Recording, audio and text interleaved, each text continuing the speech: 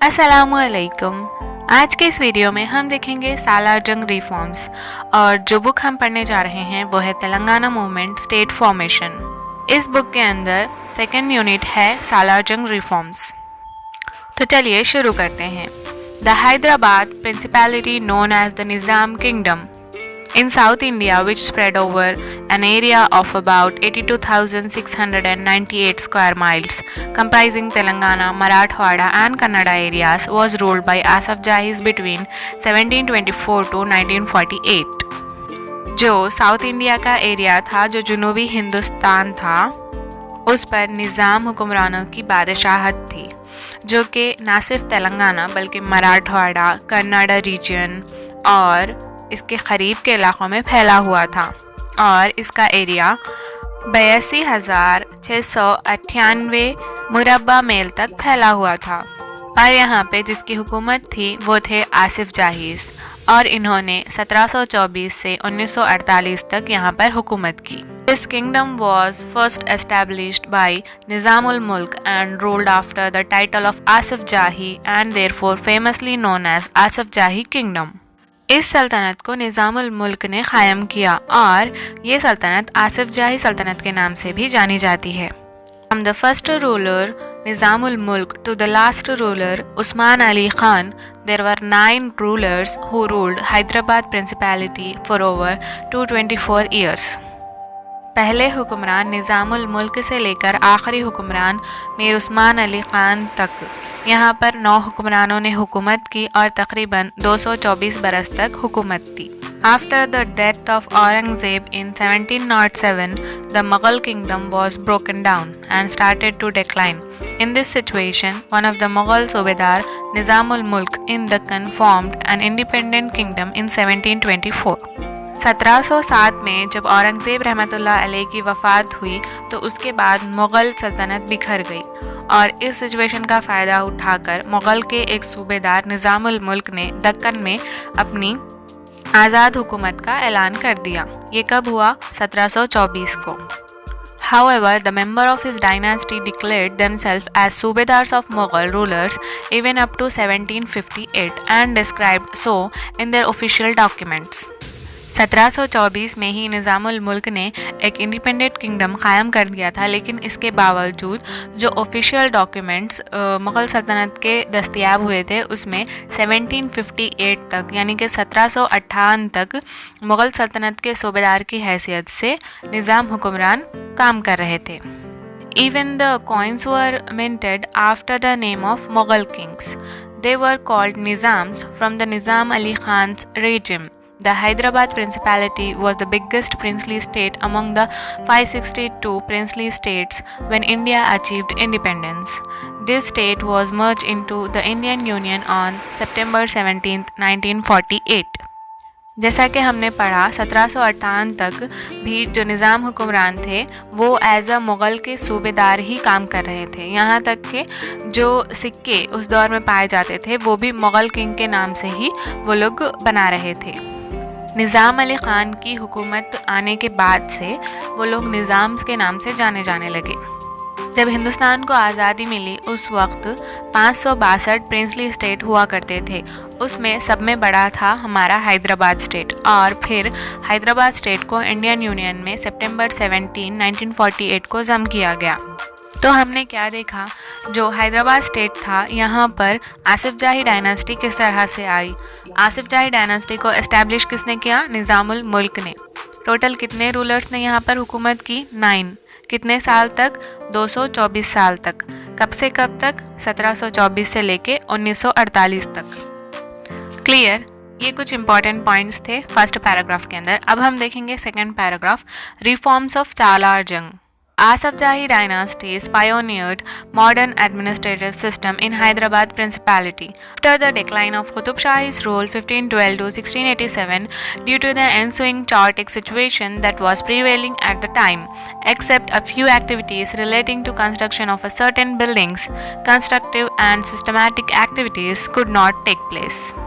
आसिफ जाही डायनास्टी ने हैदराबाद स्टेट में बहुत सारे जदीद एडमिनिस्ट्रेटिव सिस्टम इंतज़ामी निज़ाम को राइज किया। कुतुब शाही रूलर्स के डिक्लाइन के बाद में कुछ ऐसी सूरत हाल थी जिसकी वजह से बहुत सारे कंस्ट्रक्शंस या फिर बिल्डिंग वगैरह सिस्टमैटिक वे में नहीं हो सके.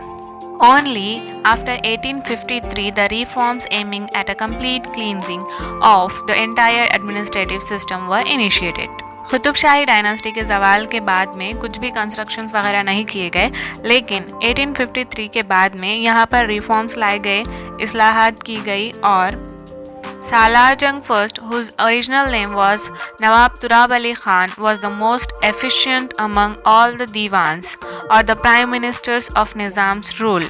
तो सालार जंग अव्वल जो थे उनका असली नाम था नवाब तुराब अली खान. निज़ाम हुक्मरानों के जितने भी दीवान्स थे, यानी कि वो लोग प्राइम मिनिस्टर के तौर पर ओहदे पे एक बंदे को रखते थे, तो जितने भी दीवान थे उसमें सब में बेहतरीन काम सालार जंग ने किया.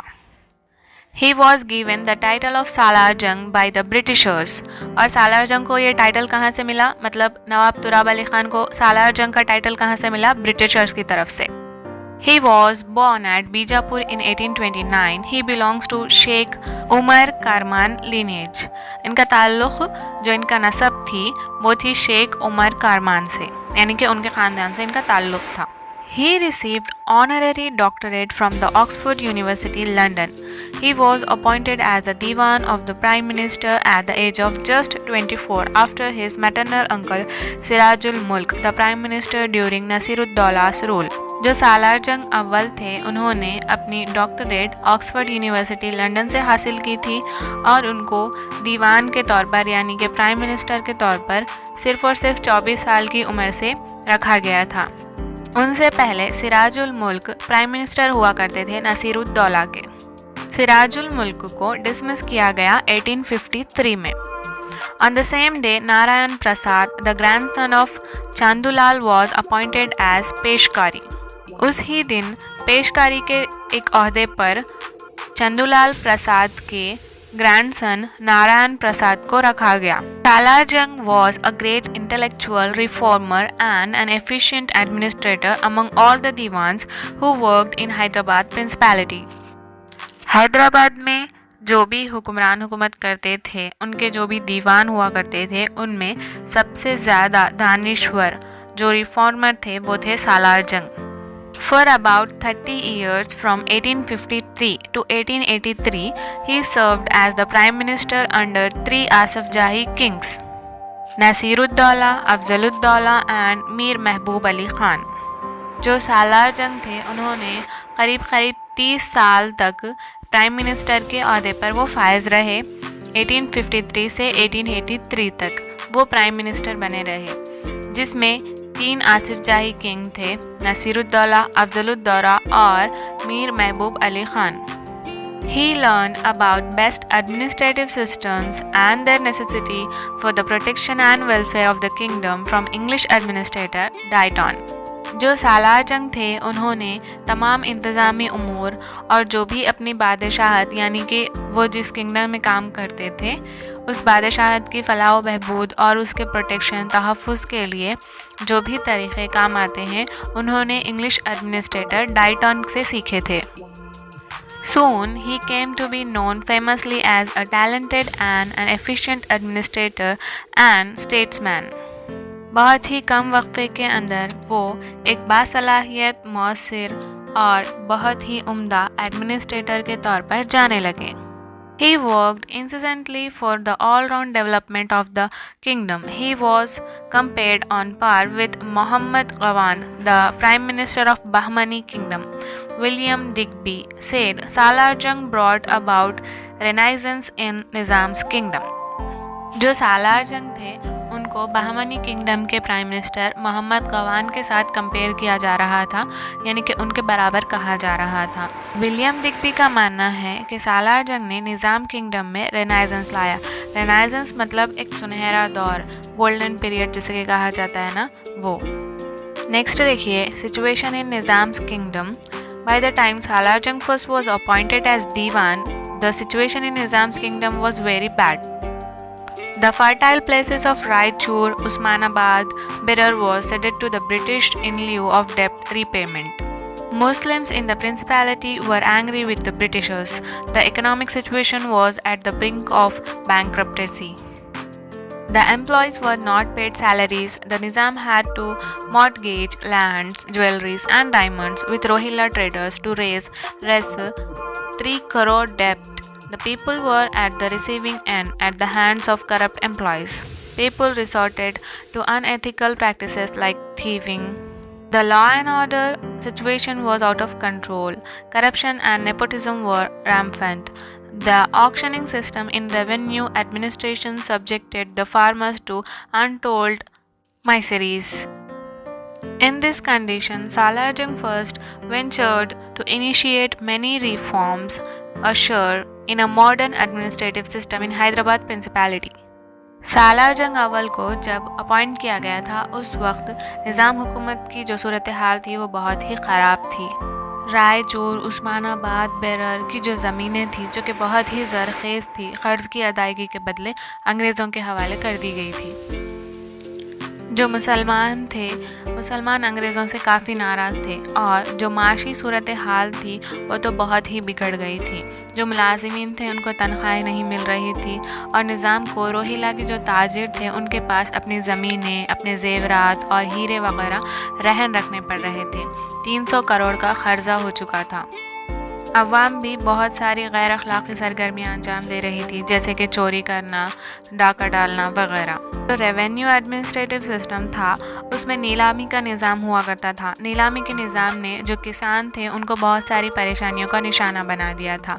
उस हालात में जब सालार जंग अव्वल ने हैदराबाद में एज अ दीवान काम करना शुरू किया तब उन्होंने बहुत सारे रिफॉर्म्स लेकर आए और बहुत सारी एडमिनिस्ट्रेटिव चेंजेस किए, जिसकी वजह से हैदराबाद स्टेट बहुत ही डेवलप हुआ।